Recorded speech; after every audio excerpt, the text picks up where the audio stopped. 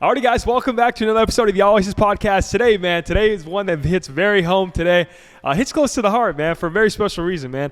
A lot of you guys see all the stuff that we got going on, but a lot of you guys didn't see how we first started in not only the podcast game, but just entrepreneurship, business game, and everything from A to Z, man. So today's guest, man, is very special because this guy was there from the very beginning and actually plays one of the biggest parts of our success and is the ace of the entrepreneurship, insurance, real estate. I'm telling you guys, man, this guy's a 10 out of 10. He's the ace. Let him know why, Dan. Damn, you know, when you were saying, I was getting a little emotional, dude, because Mr. Graney here, man, he took a chance, you know, on some fucking kids. Shit, I didn't even have a car. I used to walk to the office. But, you know, he took a chance on us, and he showed us the ways. He was our Yoda. So, you know, we appreciate that, man. So, yeah, this guy, like Anthony said, we can't say enough good things about him. He's a fucking killer. He's handsome. You know, he's a great dad. And, man, it's going to be a good one today. I'm excited for this one. Well, please help me welcome Mr. Matt Graney. Hey. I hope I can live up to that introduction. Cue the applause. Yeah, man, we're excited to have you, Matt, and we're excited, man. Yes, sir. Dude, well, you know, one of the things to kick it off, man, because you have a badass story, so I want to cover that for sure. Sure. So, you know, all of us here, you know, we kind of grew up with a chip on our shoulder. But I know that for you, dude, when you started in business, okay, and go into that a little bit. Kind of tell that story. We've heard it, but I know that the listeners at home, they're going to find a lot of value in that, man, because there is like there's a lot of like fucking dog in that story. So maybe share that a little bit right now. Well, I don't know if I guess as you grow up, you always have an imagination. So I've always had a very broad imagination. It'll get me into trouble from time to time. However, with this particular story, going into the insurance, it all started, I was working at a grocery store for 5 years here in Gong's Market, and I was a box boy. Came up in a single-family home. It was real rough. Oldest brother, never could really show emotion because it was almost, my mom basically said, no, you can't do that. You're the oldest, you got to stay tough. So she battled her way, went back to school, got her master's degree, and did everything you would want to see anybody do. So I was able to go ahead and observe all that. And meanwhile, while she's doing that, we're basically bouncing around from house to house. You know, we're living in our aunt's house. Everybody's shacked up in one room. And she'd always tell me, hey, you're going to do big things. You know, you're going to be my superintendent. You know, this is what you're going to be. So I kind of felt that on my chest, but I didn't realize how much maybe it meant to her for me to do that. So I'm out one night, and I'm at this party. I run into Sonia, and she picks up on me. Luckily, it was dark. And long story short, we ended up getting pregnant, and I was 19. So when that happened, to go back home and tell your mom, and at this time, like I says, my mom's the oldest of 4 sisters. They all grew up married, except for my mom. So she was kind of chastised a little bit, or a lot. And my brothers and I were we felt maybe pushed to the side a little bit just because we didn't have that father figure. So, like I said, then when I had to go ahead and tell her that she was pregnant, it was such a disappointment, you know, and you could just see it on her face. She cried. We didn't talk for like at least a week. And talk about feeling like let down, like you feel like a fucking loser, you know. And it bothered me. It hurt. And I remember her saying, like, well, what are you going to do? How are you going to take care of these kids? What are you going to do? Well, I'm going to take care of them. But you don't know how to do. How are you going to take care? You can't even, like, pay your own bill, which I couldn't. I'm a box boy. I couldn't do shit. So, anyways, time goes by, and, you know, the family finds out, and everyone's kind of like, wow, you know, this is what, look at Matt. Wow, how did that happen? I have older siblings. My cousin, partner, had just went to Annapolis, Maryland. So you're talking about really high standards that they had for education. Mm-hmm. And my mom going the farthest in education, and her oldest just kind of like dropping the ball the way that at least I took it, and I kind of felt people looking like that. I decided that it was just too much pain, and I had to do something about it. So I remember back then, you could, when you would look for jobs, it was inside the Fresno Bee, and you would search. Not like today, we can just go online. And I found this job, and it said, make like, I think it was like $24,000 a year. You know, so I called it up, went down there, and it was selling fire extinguishers. So I was like, well, fuck, dude, this is better than like bagging groceries, you know? So I told moms, you know, okay, well, maybe there's a little bit of hope there, but still, you're still kind of, you know, you got a pregnant girl, I'm 19, dude. You know what I mean? I got little brothers too, you know? We're in a single house. So it was hard. So I get down to this thing, and needless to say, it's a commission job. So one of the things they told us to do was kind of like how you would do, you know, go around, knock on doors, and do all that shit. So I end up going to this neighborhood, had nice houses, knock on the door, guy lets me in, and, you know, I start talking to him about everything they told me to do, talk about this fire extinguisher, tell me what he's got to have it, the house burns down. And this guy is giving me, like, every rebuttal in the book. And I'm telling him, I says, well, if your picture's burned down, you got to have that. Well, if your house burns down, well, I have insurance. Well, what if you lose this family album? Well, my family hates me anyways. So he's going on and on and on. And finally he goes, look, kid, I got it ready to go. Come into my office. He says, okay, sit down. I says, all right, cool. He goes, so how much are these things? I go, it's $140. He goes, how much do you get paid? I go, I get paid $60. He goes, all right, well, I'm going to write the check for $140, but I'm going to write it to you. What's your name? My name's Matt Graney. Okay, Matt Graney, here's $140 to you, and come Monday, you work for me. I go, well, what do you do? He goes, I sell insurance for John Hancock. Damn. It's almost like the Wolf of Wall Street story. Yeah. Like Legitimately. you show me a check for this much amount, you work for me. That's crazy. That's exactly what it was. So, you know, I next day comes, and go into John Hancock, start studying for the test. I'm still working at Gong's Market. I'm 19 again. Like I said, I keep going back to that. You guys know how it is when you're young. You feel invincible. You feel like nothing could hurt you at all. You know, you could fall off a roof and you're going to be fine. You know, I'm Superman. So I go into John Hancock. We're selling long-term care, which is for older people. Yeah, I can't click with any of the guys because all the agents there are like 50 plus. They don't know like the key slang words like you were asking me earlier. So it's just not clicking. Test time comes. I think I'm going to pass it. I fail it. So again, another failing moment, you know. So mom's sad again. Sonia's like, oh my gosh, what do you do? We got a baby. I have to head back over to Gong's Market. And I remember my boss at the time, Brian Gong, he goes, so what happened? I says, I failed. He goes, okay, I'm watching this thing. I had these flashcards, and I started like studying them on the spot. Because again, I was like, I can't keep fucking up like this. So I started like studying all these flashcards. I remember he came back out, and he's like, what are you doing? You're supposed to be bagging groceries. I says, I am. He goes, well, what are those cards? I says, they're flashcards. I failed the test, Brian, and I've got to pass it. He goes, I'll tell you what, Matt, if I see you put down those flashcards another day or another time, I'm going to fire you myself, so you better pass that test. So he was so supportive, and needless to say, second time around, passed it. And yeah, I was in at John Hancock. So How long were you working? Were you working both jobs at the time after you passed? Both jobs, yeah. Because the one thing that they say is again, I'm getting in off of a favor to somebody who's already proved it. You know, I'm trading off of like his name. In other words, you know, they weren't never going to take a chance on me. I'm fuck, dude, I have nothing. You know, I had socks that didn't match. I had like pants that were too big. I had whatever was handed down from like my older cousins or uncles. That was it. So yeah, I get in there, and you know, the guy who recruits me says, you got to take a chance on this guy, man. So they came up with a plan that we actually run today, and it's called a Fast Start program. You guys have heard me use that. Yeah. It's called the Academy West Fast. So back then it was the John Hancock Fast Start program. And what they would do is they would pay you so much money where you learn the business. And I could tell you that program was the worst thing that I could have probably ever been on. Why is that? Yeah. Because what happens is to somebody who has imagination and somebody who always feels like they can do it, when you put those like parameters of like the salary type stuff, you're locked in, and it changes your mindset to start thinking, well, fuck, do I really have to make the call? I'm getting paid anyways. And, you know. I can see that, yeah. Yeah. 8 weeks later, I got fired.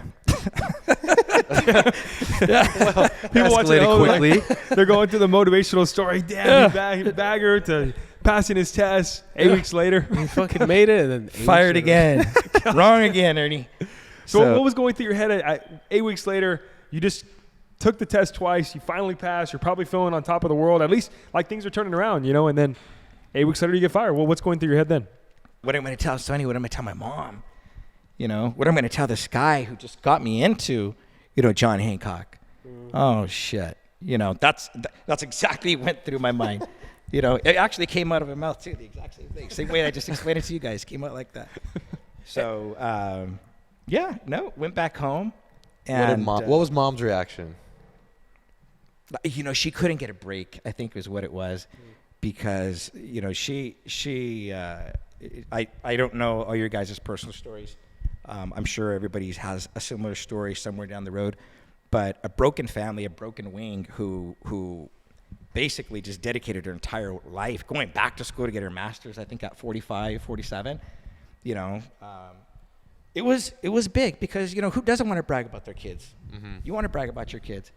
And then, you know, your kid just maybe he doesn't come through the way I didn't come through. And then you start making it and they start, you know, maybe Mijo's doing it right now. And then they backtrack deflate, again. Yeah. Yeah, so it wasn't good. Yeah, it wasn't good.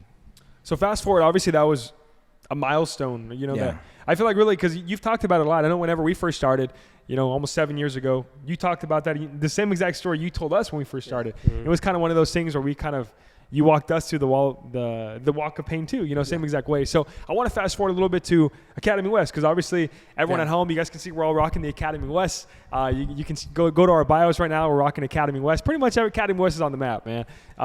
But the man behind Academy West, especially in the beginning, was this guy right here. So talk a little bit about Academy West, how you got started in it, and you know, fast forward to now, you know, 25 years later, the powerhouse it is. Because really, I just had a group of boys just like you guys, you know, and by this time, I'm still kind of going back and forth to the insurance business. I end up getting this invitation to go to New York Life, and I'm going to start getting back on my feet and all this stuff. And it's a tough business, the insurance business. You guys know that. Like any business where you got to be commission sales is a really tough business. Any business, period, is tough business. And I'm really broke, but I'm faking it, you know. I don't have like diddly squat other than a motorcycle that I had inherited, and I sold it, you know, so I can get Sonia out of my mom's house. By this time, I had 2 kids, by the way. So now I'm 22. I have 2 kids. Doubled up. Yeah. So money's not going there, but kids are. So you're 22, 2 kids. Yeah. And at that point, did you get your own place? You said you guys sold it. Yeah, because here's how I got part of that money. I was in a car accident, and somebody came, hit the door. They paid me $750. I took the money. Got an apartment. It's a down payment for that made apartment. it seem like, okay, I'm doing something again. Well, literally, dude, like 2 nights after the New York Life thing was about ready to pop, and that's good to get into there because they at the time they were what I thought, you know, I wanted to be. And Art calls me, and it's like, hey, dude, what do you think about doing this insurance business and yada yada yada? And at the time, I really was kind of against P&C stuff. I was more the life stuff. And I was like, well, I don't know, man.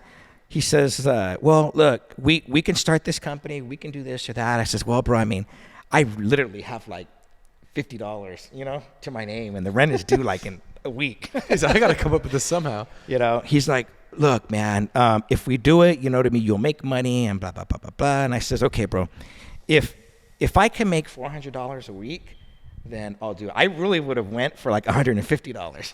You know, I really would have went for that, man. But he tells me, he goes, look, I can't promise you that, because he couldn't. He didn't really have shit either. You know, I can't promise you that, but you'll be okay. And I go, fuck. All right, well, okay. And right before I hang up, he goes, look, Matt, this is one thing I can tell you. He goes, if we do this thing right, your kids will never have to worry about where they would want to work again, ever. And for me, when I hung the phone up, I was like, okay, cool. You know what I mean? I didn't know how big it could be. I don't think he knew how big it could be, but I did believe him. I liked to hear that. You know, that was major for me. Yeah. So that night, we're in bed, and at the time, my favorite song was Bon Jovi, Living on a Prayer. So Sonia and I are literally laying in bed, and I'm telling her, I says, look, we're going to go ahead and we're going to do this. And she's like, what? No, I mean, hey, we're not going to, how are you going to pay the bill? It'll work itself out. You know, if we do this right, the kids don't have to worry about it. What? That's like 18, 20 years down the road. The rent's due next week. We got to get this in 7 days. Yeah. And I says, listen, I go, you know that song, Living on a Prayer? You know, I swear, I did that. And I swore to her, and that's why we love that song so much, Living on a Prayer. I literally grabbed her hand. I said, I swear to God we'll make it. And when you swear to somebody, like you really, really swear to somebody, it's almost game, set, match. So we went to work. Met up with them the following week. First question Art asked me is, hey, do you have any money? Because I don't have enough money to buy the paint for the office. I'm like, fuck. I'm still looking for rent money, man. Yeah. So, yeah, we went to work. You know, one thing that we did have was our friends and our family. As a matter of fact, I would probably say that's probably the biggest thing that had kind of pushed at least me that far, is friends and family. But yeah, from there on, all cousins showed up. You know, we went to like Home Depot, bought a couple gallons of paint, painted our own signs up there. Stop now, free quotes. You know, the paint's dripping. And yeah, we were in the alley. We paid $250 a month, and it was a hookup from the mayor at the time, who was a friend of my aunt's. And it was weird because my aunt actually went and asked them, hey, could you do me a favor? I didn't expect that, you know. So yeah, we got the spot, and it was game on. And getting the keys turned out to be the easiest thing. Everything after was so freaking hard. Yeah. The coolest part too, I know that. How many times did you say like the electricity got cut off, or you didn't have stuff like that? Yeah. So we get in there, and anytime you start a business, everybody gets excited. You have the open now, and you know you feel good. You know, but after a while, you know that motivation starts dying down. You know, it's like going to the gym, like we're talking about. Mm-hmm. So we get in there. Our AC is literally one of those small. It was like a 6,000 BTU, which is like super small. It's like for a closet. So it was super duper hot. Our desk were tables, like the fold up tables. The chairs that I had was whatever my tias or my mom or whatever we found at a what do you call those things? A yard sale? Oh yeah. You know, and then every now and then I would have like family who would drop off like a vase, or somebody was trying to help us decorate it. It was an ugly office. Random little odds and ends. It did not match at all. And but here's what I learned about that is I always felt like maybe I was cheated a little bit, you know, because I always felt like I could compete at like the super highest of levels, you know, but I felt like maybe because I had a kid early that I couldn't do it. Maybe because I didn't go to school, I didn't do it, you know. So I always felt, and when I would see other people like that, I would always have like this type of, you know, like I know I could beat you, and if I just had what you have to start, it would be over. Mm-hmm. And you never did. But looking back at it now, that was probably the best thing, because that's where I think I created what I remember telling you, Anthony, and you too, is that's where you create like your inner, I call it fuck you. You know, it's that thing deep down inside that you're so pissed off.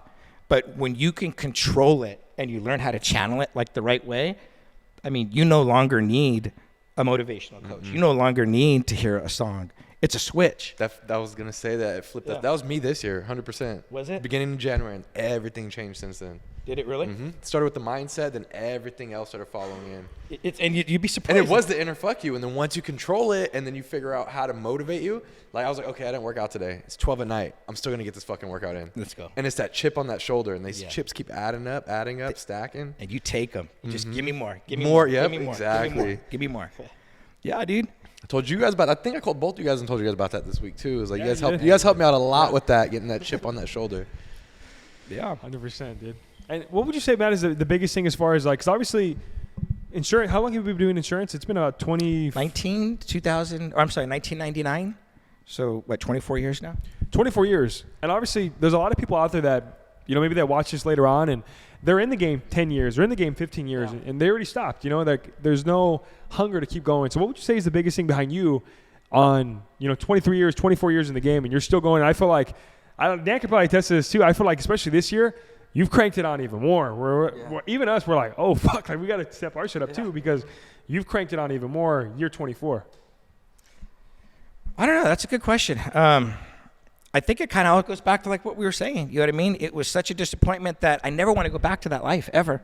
You know, I don't want anybody who, when you see your mom's eyes like that, I'm not going back over there. Fuck that. You know, so that has a lot to do with it. But I like what I do. It's fun. You know, it's a lot of fun. It's really not even going to work. I was telling this to somebody the other day, a couple years ago. I was like, you know what? Every morning I'm so jacked when I go. I mean, sometimes I have tears in my eye, and I really do. It's just a true story. You know, sometimes I have tears in my eye just from the excitement of getting to go to work. And I was telling this to somebody, and I go, don't you? And he's like, no. Not at all. But I kind of felt a little weird, you know? You're like, oh, maybe this isn't a normal thing. Yeah, but it's I'm excited. You know, I'm really getting excited this year to see how like you guys are all growing and Aunt and Dan doing your thing. Oh, Fred, Mark, you know what I mean? You're doing your thing. You're doing your thing. And when you could start seeing like, it's one thing to go ahead and be like the top sales guy, you know, which for the record I was for 10 straight years, never beaten. Toot that horn, toot it. It's actually facts. No cap. Yeah, it is real fact. We'll You can look it up. Yeah, number one, 10 straight years. How many gifts did they send you in the mail, by the way? I know they sent you like cameras, vacations. Dude, all kinds. Wrote news articles about you. I didn't even know that I was getting. I didn't even know why I was getting them. He's just getting shit sent to him. Yeah, because after a while, dude, you just put your head to the ground. That and work, it's about the work. Yeah. It's not about the accolades that come with the work. No. This is year 24. You're basically LeBron of this. Maybe. But you're just not slowing down, though. No. I feel like we're in probably the best position now than ever. You know, And that motivates now you to go harder a little bit. Oh my gosh, yeah, absolutely. And it's like, again, to see you guys and to see like a real team, you know, to have the real team is like the biggest part about it. You know, that's the excitement about it. That's what I get excited. I get excited when you guys text, you're doing this. I get excited with the billionaires thing. I get excited to hear, oh, Fred does that. I get excited when Mark does something, you know. Mark does a lot of things. No, a lot of something. Mark's tripled everything within like 6. So, I mean, you're looking Mark's at putting that work. stuff gets you excited. Yeah. You know, that becomes the game. You want to become coach after a while. And I enjoy what I do. And it's more than enough juice, you know, to keep going. Well, one of the things I want to highlight too, that maybe you can talk a little bit about it, is as far as kind of like your ideas and how you keep going with stuff. Because I know that whenever we first came in, I know the insurance industry, it's not a new industry, right? It's very like definitely an old industry. Same exact thing with real estate. And I feel like whenever we first came in, we had a bunch of crazy ideas, probably a lot of bad ones, maybe a couple good ones every now and then. But one of the things you never did was you never told us like it was a bad idea. You always said, fuck, well, let's try it, you know? That was always one of the biggest things. So what would you say is like some advice you would give to someone out there, like maybe a young kid out there who's taking an idea like that to maybe their mentor, right? And they're kind of brushing it off on the side, and they're not as accepting as you were as far as changing with the times, as far as adapting with technology. I'd say come work with us. I really would. I know what we're doing is we're building a team. We're building something that's going to be, I feel, nationwide. I feel that we value, you know, those type of thoughts, and those are the type of people that they want. And like I told you guys from day one, you know, with whatever class it was, you know, and I said, I was like, if these guys don't see the value that you're bringing, then shame on this guy right here. You know, because why would you want to be on somebody who couldn't see the value of somebody who's bringing a good idea anyways? You know, and that's the name of the game. Everything's changing. Mm-hmm. I mean, if you don't pivot, you're going to get crushed. That was actually one of the realest moments. I would say like past 7 years, Context at Home, we were a part of like a group before, like an entrepreneurship group before, and brought a lot of ideas to it. We were super excited, kind of like what Matt said, when you first get started in the game, you have tons of ideas. And brought all the ideas just because we weren't at a certain level. They were always kind of like, your ideas fucking suck. Get out of here, you know. And they never really valued us. And so we went to Matt, and it was like entirely different. He was like, "Fuck, let's try it. Let's do this. Let's do that." And you know, fast forward a couple years later, you know, we're here. Pretty successful. Yeah, I remember that was funny, dude. I remember we came up and it was like you weren't against them, like Anthony. So you were pretty open to them. But I remember those days where it was like we were really shifting the gear into like the next shit. And I think, you know, you were like, all right, fuck it, let's take the gamble. What the fuck do we have to lose? You know, it's like betting. Exactly what it's like betting on red. Like, all right, fuck, you hit, you don't. It was roulette with It's the ball. Friday anyways. It's Saturday. Fuck it. Yeah. And the next thing you know, dude, that fucking, you know, you start fucking hitting, and you're hitting, and you're hitting, and you're hitting, and you're hitting. You know, there we are, fucking here now. And but yeah, it was fun. It was so cool though, because me and Anthony, we always talk about that, how Like you were never like no, you know, you were like open, like all right, well fuck, I mean, let the fucking numbers talk, you know, if they work, cool, and if it doesn't, people just don't adapt with the times, right? I feel like a lot of people that have been in the game 20 years, super closed off, right? Yeah. I mean, and you were never that way, bro. You're the ones telling us like, hey, you guys seen TikTok? I'm like, what? I'm like, on TikTok. Thrown off by it. Like, what do you mean? He was the first one. He's like, hey, are we posting ads on TikTok? And we're like, no. He's like, what the fuck? See, he acts like he doesn't know the terms. He's up to date with all a little this. bit, a little bit. And it's so funny, dude, because I think that there's like a saying that I heard, and it's like somebody, I forget what the fuck said it, but there were like some people that have been in business, they haven't been in business 20 years, they've been in business 1 year for 20 fucking years in a row, you know. And I feel like with us, that's never been the case, you know. I think we've always fucking, with a lot of your help, to be honest with you, obviously your guidance, and then willing to fucking take the risk on some of the stuff we want to bring to the table. Because I don't think we've ever repeated the same year in business. Yeah. And we keep fucking growing. So it's been fun, man. It's been really fun. I think one of the things from our point of view, like Anthony said, if you're that kid or like that person or somebody our age, you know, it doesn't matter the age, like, and you're trying to bring something to your mentor, you got to fucking show that it fucking works. You know, I think that's the biggest thing, you know. Like if you have some sort of proof that it'll work, you know, everything will fucking fall in line. I know for us, that was one big thing. We took the risk. It fucking worked. And then once it worked, all right, cool, we'll quadruple down on it, you know. So don't be afraid to fucking take the risk. Just do it. Even if you have to do it yourself at first and just show the results, you know, I would say that would definitely help a lot in that case. 100%. Talking about the risk, Dan, I know you brought up risk. That was actually one of the things we coined on Matty on the mic, like saying is just taking the risk, right?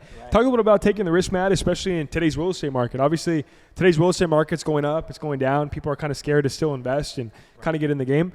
What's Matt's take on the current market right now for real estate and just as far as risk? I think it's a great time to buy. To be honest with you, this is where you're really going to have a huge transfer of wealth right now. And there'll be guys who are afraid to go ahead and do something, which me, from a business person, I like them because I know it's not going to interfere with what I'm doing, you know. But you do have to take the risk, and nobody quite knows what's going on. And it's like you're at a high school dance, and you want to dance with some chick, and you wait all night long, and hey, guess what? You know, The night's over. It's over. It's over. So there's nothing worse, at least in my mind, than thinking, God dang it, I missed my chance. You know, especially now. You know, I won't want to live like that at all. But with the real estate market, again, it's this is where you buy. I think a lot of people, and I have like friends who are thinking, whoa, the interest rates are so high, blah, blah, blah, blah, blah. Dude, who gives a shit? It's only like $300 more a month. You're picking up a property for $60,000 less. Let's just say you pay an extra $300 a month for 3 years. What's that, like $9,000 or something? You know, so instead of getting the 60, you're up 50 now. You know, so that's the number that you want to look at. People get so caught up on looking at like, well, what is it right now? What is it right now? No, it's. I'm a big football guy. It's 4 quarters. You know, so we're making as many moves as we can go ahead and make. You know, right now, and I like that you guys are doing the same. But you just got to be aggressive if you want to get to those levels, because nobody's going to do it for you. You know, and you'll either be one or two guys. You'll be driving home like, oh, God, I wish how this guy had it. You know, or you'll be driving home and be like, yeah. I want the second one. Yeah, that's who I want to be, you know. Yeah. And you realize that, I really realized that you only have one life, you know. I'm 40, I don't even want to say, but I'm in the early 40s. Shit, I don't want to say my age then, but. Yeah. But how long do you really have? You know what I mean? It's true. I don't want to be at 50 going, oh, man, I ain't doing none of that stuff. You have the energy now. Do it. Yeah. You know? And, dude, also, too, I feel like you've been here before, dude, because, I mean, you saw the whole 2008 shit happen. You know, you're already in the fucking game, like, pretty deep in the game at that point, you know. So, you know, it's part of the game, man. And right now, you know, you have your chips and you wanna fucking play them because it's always going to be, it's just cyclical, you know. That shit goes and comes. It goes and comes. And when it's here, you gotta grab the fucking coins, put them in your sack. There's a lot of people that, I mean, we work in real estate, right? Yeah. If you're looking for a home, buy a home, looking to sell a home, I mean, make sure to hit us up. We got you covered here at Academy West. But at the end of the day, shameless plug, you know. But at the end of the day, we see a lot of people, right? The first thing they ask is, you think I should wait? Or, you know, how are the interest rates? I mean, her interest rates are super high compared to last year. And you really kind of break things down like you're saying. And that's one of the things I feel like you've done really well throughout your whole entire career is just making sure everything's so simple. Is that when you break things down, I mean, you broke down the real estate market right now. And it's like a lot of times people can analyze GDP, analyze this, analyze that. What's your marketing, expand, all this stuff, right? But at the end of the day, you just said, does the numbers make sense? Yes. Okay, then roll. Yeah, that's really good. It kind of just comes. Yeah, you're right. A lot of it just kind of comes down to just guts, to be honest. Yeah. So, but yeah, and, kind of to touch on what you said about our, the customers and the clients, is now we're doing all this stuff for our clients because our clients have been so faithful to us, right? And they were always asking these questions, Mateo, how do you do this? Or, how do we do that? And for a while, we're just, well, you can do this or that. And then it clicked. We're like, you know what? We could really help them, because our clients, I feel, have been we really help them, but the niche market has been really underserved. So I think now that we're really pushing, like, whatever we've learned throughout these years to assist them, I think you're going to see a lot of, like, our clients, like, doing a lot of big things. Yeah, so. We talked about with Nate. I think we were last or 2 pods ago, right? I think we were getting, like, Nate pre-approved mid-pod. I think he hasn't signed that disclosure yet, I think. But yeah. I got the shirt on me now, though. So are the interest rates too high, Nate? As a mentor yourself, what's something you're looking for as far as, for someone coming up and really wanting to have that interest to take them under your wing? I think we've had most success with people who have had rough backgrounds. I think so. Guys who never really had anything easy, guys who were walking to work, guys who showed up in shitty ass Mustangs with, red tops. I think that's at least what I click with. And kind of, if you guys remember earlier, I was talking about John Hancock and all that stuff. And these guys were killers of their own, but I couldn't fit in with them. I couldn't fit in. So I think the culture, first off, is going to be a big thing. And we talk about this too when we see somebody. Can we bring them in and talk a certain way? So that's always important. But I think I really just look for, you can kind of see it in their eyes. The eyes start to glaze, and if they're serious or not. And we've had some guys who've been super duper smart, and they just haven't made it. We had a deal with Fresno State Craig School of Business before, and they're sending nothing but the guys, like the interns. And dude, I don't think we had one that made it. And not to knock them, they were smart, but there's a difference when you have to be a real entrepreneur and then just somebody who wants to be, on payroll. Yeah, big difference. The dog is totally bigger. I want to get your take on this too, Matt, because obviously you've been in the insurance industry quite some time. If you're a State Farm client right now, Allstate, Geico, some of the major carriers here in California, you don't have a policy anymore, right? They're no longer a business here in California. So talk a little bit about people at home, about the insurance market right now, where it's going, and kind of how people are confused as far as why they can't get full coverage or why companies are leaving California. Yeah. So there's a lot of different things that have happened. A lot of stuff kind of happened with the whole COVID type thing when prices, people aren't driving. So no, if I'm not driving, give me a refund. And insurance companies are revising rates and, all this good stuff. And then you have fires and a few other things that kind of add into it. And people are still paying these low rates. And now you have claims, newer cars come out, the cost to build a house is higher, but they're still paying that same premium because maybe the Department of Insurance and allow them to file for a rate increase. Well, what is premium for people at home that don't know about premium means the amount of money that you're going to be paying for your insurance. So if you're paying, $3,000, you would say my premium's $3,000. In other words, it's just your bill, But yeah, no, like I said, it's going back to the cost. Now what's happening is they're not collecting enough premium to offset some of the claims, and therefore they can't afford to go ahead and stay in business anymore, at least at the moment. So in our industry with Academy West, we've been fortunate enough, and I feel we've actually planned for a moment like this. So I'm super duper excited. This is like when you were asking me what really motivates me. Like we've really been planning for this for at least a year and a half. So now that it's kind of coming through fruition, I'm excited to see what we can do and what our plan does. Because our market's still open. And luckily for us, we've done such a good job. The numbers show that a lot of the carriers, even though they're shutting off other brokerages, they're still keeping Academy West on because we do good business, and that's important. That's prideful, So we'll see what happens. But I really think that, I don't know how long it'll go, maybe 6 months or so, but I really think that, 12 months from now, of course, I really feel we'll be the leaders of the pack. 100%, bro. So I want to kind of kick it in gears of like a rapid fire questions that we have. Obviously coming into this, I know Fred's had a lot of questions. The whole guys have had a lot of questions as far as just like business questions, just because you've been doing it so long and you've not only been doing it a long time, but you've had a lot of success, and really you ask a lot of people, man, they have nothing but good things to say about you as far as you've done it the right way. But one of the things I'm curious about is kind of the flip game, right? Like, I know you had a lot of flips, especially as of recently.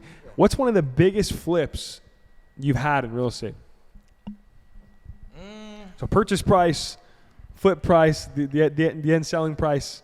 What does that look like? You know, the sometimes the bigger the flip, and you think that it's going to cash out, those aren't the best ones. You know, you would think they were. Oh, wow, I can sell this one for, $500,000.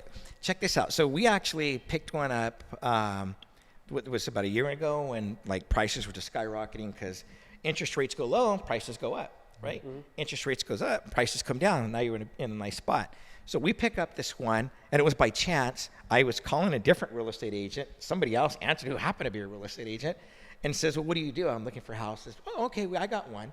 And she had it, and it was in the Moore. And we picked it up, I think, for like 2. And at the time, it was going to sell for 5. So we're like, oh, wow, this could really, nice check, huh? Yeah, this could really set us up.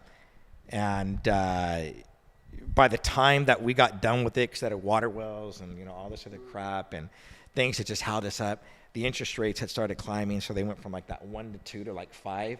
So people who were qualified at the time could no longer qualify. Yeah, dude. So we had to drop the price so much. But anyway, so I don't really try to go after the higher end ones anymore. I try to stay mid-range, just because there's more buyers right there, and you can just flip it faster. See, we have a group chat. We call it the Billionaire Boys. Obviously, that's like one of our things we coined. And cheers, Mark. We're supposed to know about that, Mark. Well, you're at it, bro. You're in there, bro. Don't worry about it.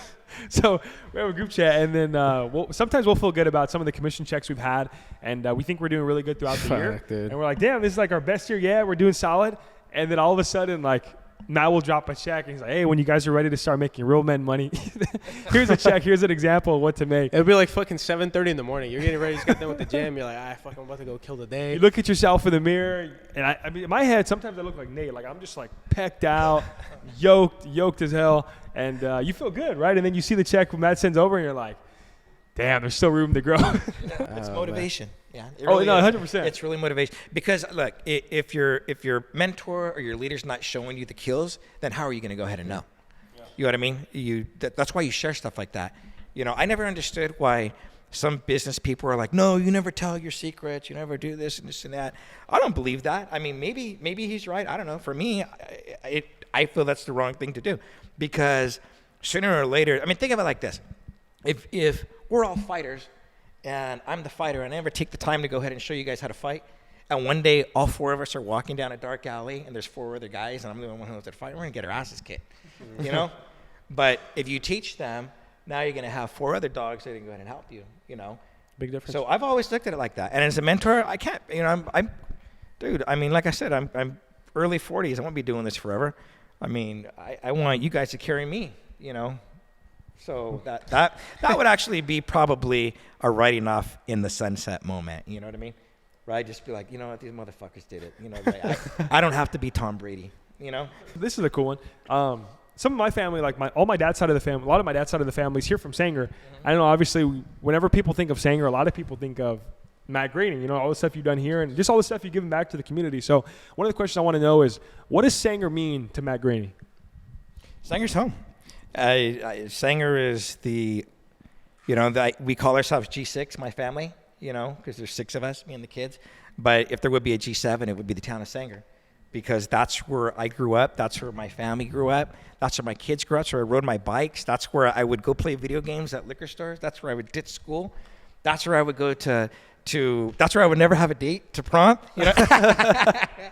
That's where we would be on Friday nights, stomp floors. That's where we won Valley Championships. And that's where Academy West was built. And we did it.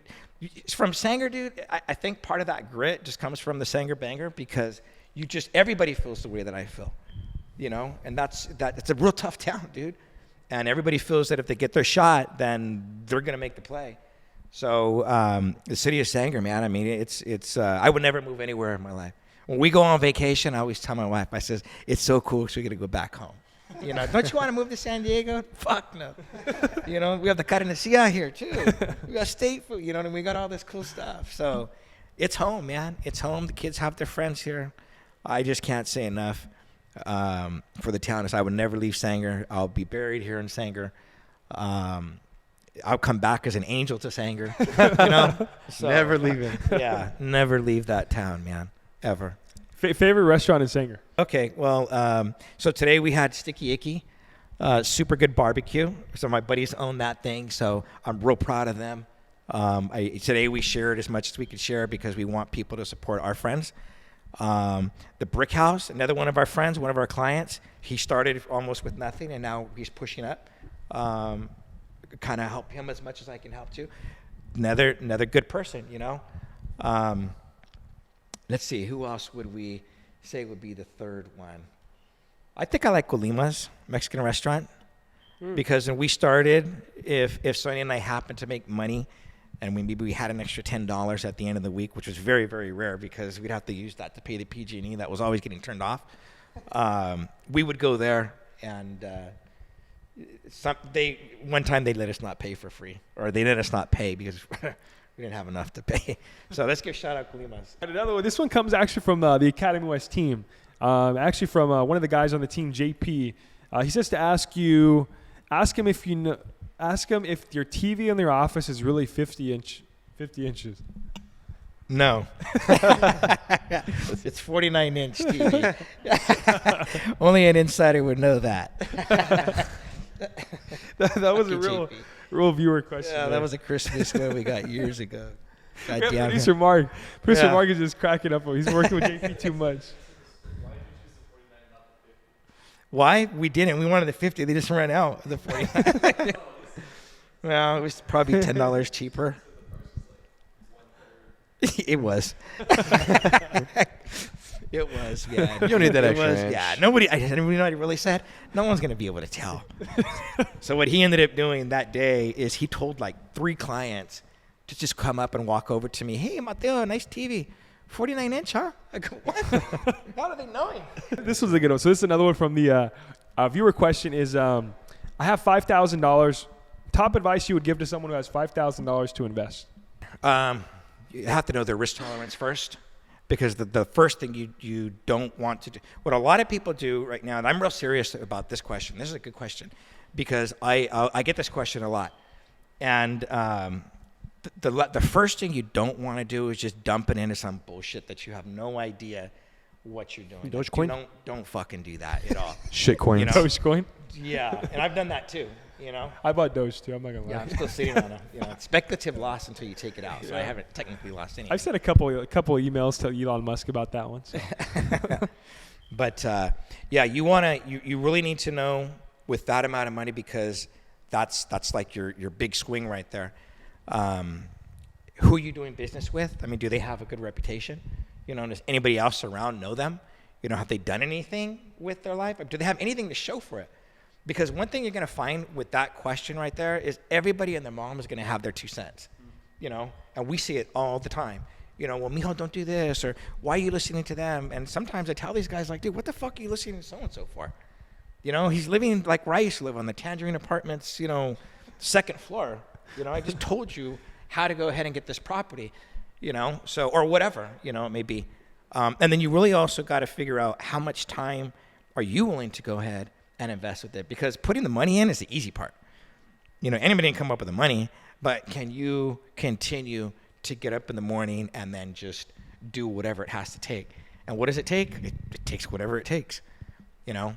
So, That's key. You saying that reminded me of whenever I was interviewing you whenever I first came, and I was kind of interviewing whenever I first started. And whenever I asked you, like, what time do you wake up? What time do you do this? How many books do you read a year? How many this XYZ? I think I asked you probably like a million questions, and I had them all written down to like the T. And it was just like one after the other. It wasn't like conversation like this. And I remember the funniest thing was your answers, right? Because I was expecting, like, I wake up at 3:30 in the morning. I do this, XYZ. And I was just like, I wake up when I wake up. I wake up whatever time I have to wake up. I wake kind of like that whatever it takes mentality. That's what it, yeah. That's what it takes. So yeah, if you're trying to dump it into a business, like I said, putting up the open sign is the easiest thing to do. But the raw work that comes after it, if you're not ready to go ahead and put up with the raw work that comes after it, then just don't do it. My advice would be just don't do it, because it takes a certain type of mentality and it takes a certain type of soul to really want to go ahead and try that. And I'm guilty of doing shit like that too. I had a nightclub. I thought it was gonna be fun as hell. It was fun to write the check, and it was fun to be there for 6 months. And our nightclub, Crossroads, is the biggest nightclub that there was in the Central Valley. 500 people a night. After every big concert at either Save Mart Center or whatever, after parties are there. Zapp and Rogers are there. We had like anybody who performs just going over there, and it was great. But I wasn't ready for what that type of business would do. You know what I mean? So that would, because I went through that, my advice to whoever asked that question is just make sure that you're ready for whatever that business is going to entail. All right, so we'll do one more. I have like a personal one that I wanted to ask, and then I also have one more. We can finish it off, and then if the guys have any more questions, we can kind of roll with them. But and thank you guys so much for watching at home too, showing so much love. If you're liking what so far, make sure you tap the like button. Make sure you tune in, man. We appreciate all the love you guys showed us so far. Obviously, this one's a different type of podcast just because it's 1,000% game where it's like all business, motivation, tactical stuff they can actually use at home, man, where you guys can actually take this today, go tomorrow, and change your life a little bit, man. But a kind of a personal one that I wanted to ask, just talking about a little bit about your relationships that you have, right? Because you have relationships with the De La Hoyas of the world. You have relationships with the Sean Merrimans of the world. You have relationships with, tons of other celebrity people that are big people in this world. And every time I talk to him, I'm like, oh my God, like, were you starstruck? How was it? And you're like, no, he was cool. It was like, then somehow you turned the conversation where you were the celebrity in that conversation. Yeah. You know what I mean? So just talk a little bit about that and how you always manage to come out with the good connection in the room, and just how you make sure you keep yourself grounded where you're not starstruck when you meet someone like that. Sonny does a good job of telling me don't be starstruck, But, the fact of the matter is, yeah, of course you are. You don't be normal, to be honest with you, you just act like yourself. I remember when Bahamas and became friends with Joe Guidance. From, his wife Teresa, and they got the daughters. Yeah. And met him one night, and we hung out all night, and the next day, same thing, and we're talking about doing boats, and next thing I know, flew back to Bahamas, and we're talking about opening up boat businesses, So you just, I don't know, man, you just be yourself. You just be yourself. And what you really learn about these guys is they're just normal dudes, man. They're not superhuman, and you tend to realize that they have the same questions on how you even got there as well, So I just always tried to kind of be myself. Don't get me wrong. I want to ask for like autographs. I don't have any autographs yet. Maybe I'll get one tomorrow because they're going to go up with Joel, which is Oscar's brother. Yeah. But I don't know. I've just always just been myself. How do you balance basically, like, obviously running businesses, the real estate stuff, the insurance stuff, and then still like being there as a father? You're like still doing all this stuff, showing up to graduations, award ceremonies, football games. Because you never miss your boys' practice, right? Like, that's one of the big things you don't miss. But then again, you never miss a real estate deal either. So like, how do you manage both work-life balance and really just excelling at both of them? That's a real good question. And I wish I had a good answer for you, but you just do it. You just do it. This is the time that you have for practice. This is the time where the deals got to get done. With cell phones and laptops, you can get so much more shit done, dude. So it's not really that hard. I've done deals sitting on the beach of Hawaii before just to see if I could do it, and I did do it. I did one where we were in Cabo and Sonny's taking it out. Wake up, hey, look what I did.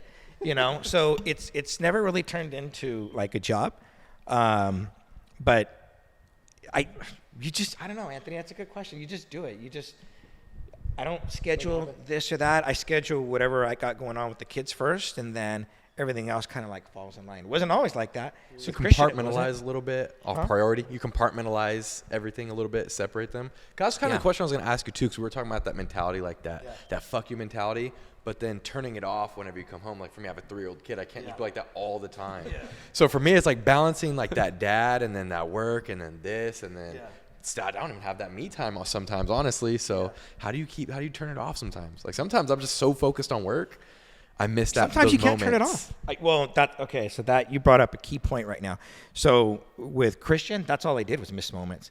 You know, we'd be at birthday parties that I would throw, then I would go leave to a dealership to sell a policy. Or maybe I'm somewhere on a school trip, but I'm in a daze. I'm just thinking about everything. Not even focused. You're not present. I missed a lot of stuff like that.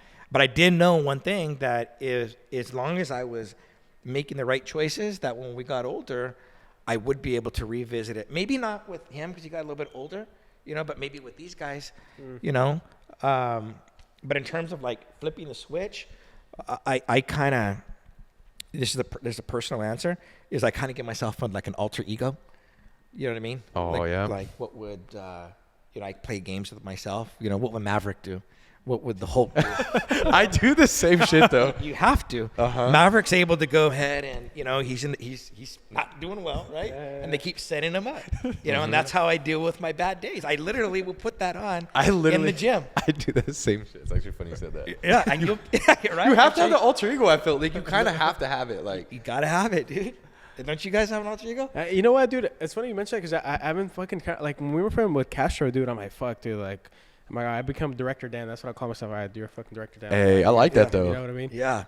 Because dude, it's kind of weird, you know, like it fucking helps. So like, it's like a weird mind fuck, dude. Right. It's weird, dude. You know what? And I was like, damn, this shit kind of works. Like, it's like I method gotta acting. Explore this a little bit more, dude. It is. It's like method acting almost, where it's like you're like you put yourself in that position, and then like fuck, I can do this. Yes. You know what? Like normal me can't, but this me can. Yes. And it's still you at the end of the day. And every little song that comes on, maybe you put yourself in that position, and yeah, that's what I do. I've Living always on a done prayer. Yeah, living on a prayer. That song's been stuck in my head this whole time since you brought it up. By the way, this whole time has been on repeat. I wish she would come out and she'd be able to tell you the story from a woman's perspective, but it's true. Yeah. But yeah, alter ego is how you turn it on and off. Damn, that's a good one. That's a sleeper right there. Yeah. That's funny, man. I feel like there's been so much game on this so podcast. much. This is one I just wanted to sit back and just listen to. Like honestly, this is what, like you said, is a different pod. I'm like, you know what? Soak up game a little bit. Yeah. You dropped a lot of gems during this one. Oh, thanks. Insane. Yeah. This is special, man, just because we've been doing it a couple years, you know, and you've been there, Matt, really like from the beginning, man. So like, it's kind of a cool pod. Like we wanted to bring you on and really just tell you thank you, like on camera and stuff like that. I know we tell you thank you off camera, but like thank you on camera for all the stuff you do, all the game you've dropped on us, and like especially in us in the beginning. I know in the beginning, if you would have took one look at us, we were definitely not the person you see today, and probably had really no reason to take a chance with some guys like us, you know. But you did, and throughout the way, man, many rental properties later, many six figures later, cars later, all this stuff, you've kind of helped transfer all that stuff to us, bro. And like really just thank you for all kind of changing our lives and all the stuff you've been doing. And it's cool because you've changed our circle's life as well, not just us, but people that are here. I mean, I really believe that people that are watching at home, stuff you said today, you're going to change their life as well. And they're going to kind of have that like mentor Matt the way we did, just off the little past 45, 50 minutes that they've been listening to it. So from the bottom of our heart, bro, like really thank you for what stuff you've done. Yeah. Yeah, I want to give you a hug, but we're going to wait for our I think you guys have probably done more for me than I have for you. And I mean that. I really do. You know what I mean? It feels good to how do you say, fight alongside with you guys. You know what I mean? It's a different type of fight. You know, it's exciting.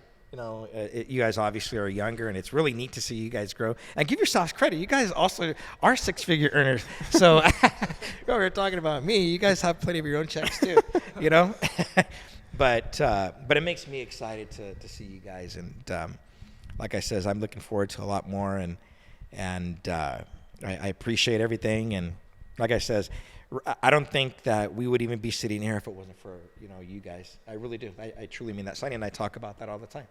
You know, you guys are doing so much in terms of helping push like us, you know, or the company or your friends, and it's inspiring, you know what I mean?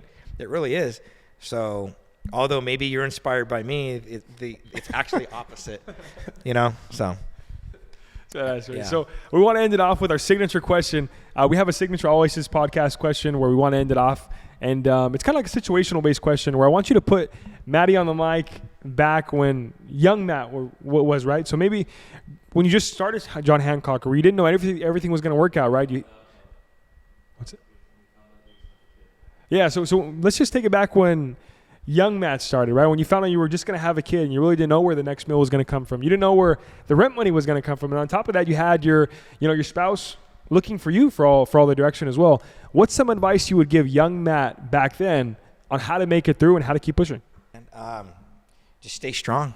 Just keep your imagination. I think the one thing that I would go back and just tell myself that you were right is in terms of the imagination. Just keep your imagination, because without your imagination, what are you? I mean, you can't have an alter ego, that you can't make believe. And I think that was probably the best thing that I had growing up, and that would still be the best thing that I would give myself. And I'd say don't worry so much. Everything's going to be fine. It'll turn out okay. As long as you get there to do the key things that you have to get done to make it turn out okay. But just relax a little bit. Love your wife, love your kids, appreciate everything. And probably the biggest thing is don't take things for granted. I think I took a lot of stuff for granted through the come up, a lot of stuff like what we're talking about, you know what I mean? You're there, but you're not there. Mm-hmm. And I missed a lot of moments and paid a heavy, heavy price, I feel. But I think now we're making it up. But yeah, to young Matt, man, just stay strong, keep doing what you're doing. It's going to turn out fine, so. Damn. Practice Spanish. Producer Fred's literally been wanting this pod for ever since we started this podcast. He wanted you to be the fucking opener for the whole really shit. did. Oh, dude. Good thing we didn't even get into how we opened up the Bahamas Cocktails and Dreams, man. We didn't even touch that. There's so many stories, but we're going to have to bring you back probably on episode 2. There are probably going to be a lot of people that have questions, or a lot of people that are going to hit you up and say, hey, they want you to be their mentor as well, man. So we appreciate you being on today. We appreciate you guys at home always showing so much love and liking, subscribing, sharing it, man. We've received a lot of love lately. We just want to say thank you so much, man, for always showing us love here at the Always Is Podcast. And you guys have anything else? No. No, until next time, guys. Until next time, peace. Thank you.